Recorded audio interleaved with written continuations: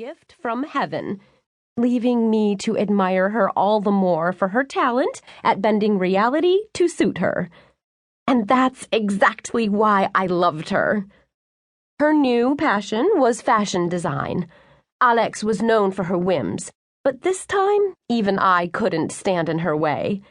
The realization of what she wanted to do had washed over her in a moment when she was sitting, with her eyes closed, listening to the voice deep within, as she called it. Honestly, majoring in fashion design really did seem to be tailor-made for her. She had sent applications only to colleges in and around Berlin and had received 2 acceptances. One school was downtown. The other school was none other than mine. It didn't take her long to decide where to go. Almost everything was perfect, really, but with emphasis on the word almost. Because there was one huge problem. Alex wasn't going to be renting her own place. Even tiny apartments can be super expensive in Berlin, especially for students. Instead, she was going to move in with her brother, Elyas, who was almost 2 years older than her. His roommate had moved out recently, and Alex had immediately called dibs on the room. I hadn't seen Elyas for years and years, and let's just say I wasn't exactly sad about it. It was only in passing that I had even learned he was also living in Berlin. But since he was studying at a different university, I hadn't wasted another minute thinking about him. The city was more than big enough for the 2 of us. At least that's what I'd thought. Until I found out his apartment was only a 10-minute bike ride from mine. A strange feeling came over me at the idea of seeing him again after all this time. I'd have preferred to avoid it. Frankly, I was making desperate efforts to repress the sinking feeling I had. The main thing was that it would be great to have Alex around again. The bus came to a stop with a rough jolt, and the hiss of the automatic doors was my signal to get off.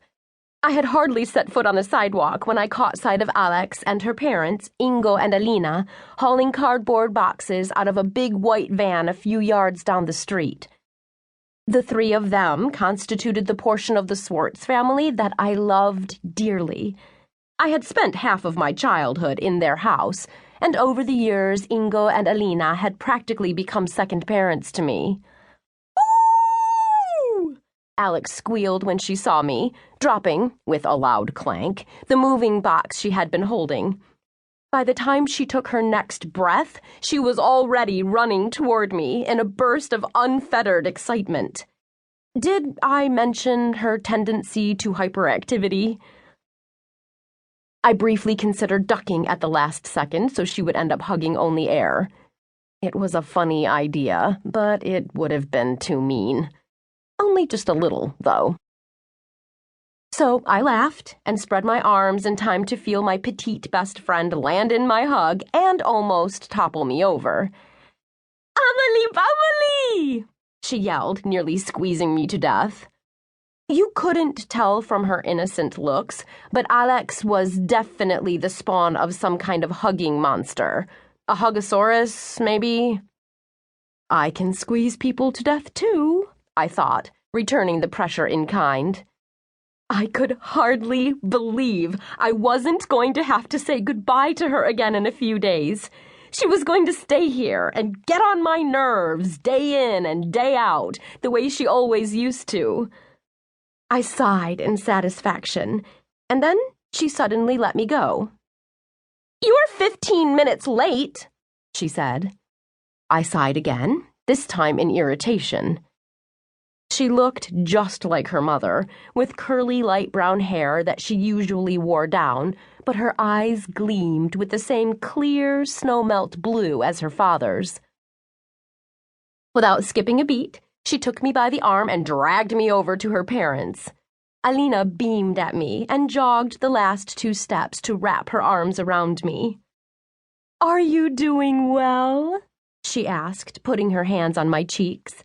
I nodded with a smile. Alina was born in Poland. Her eyes were green.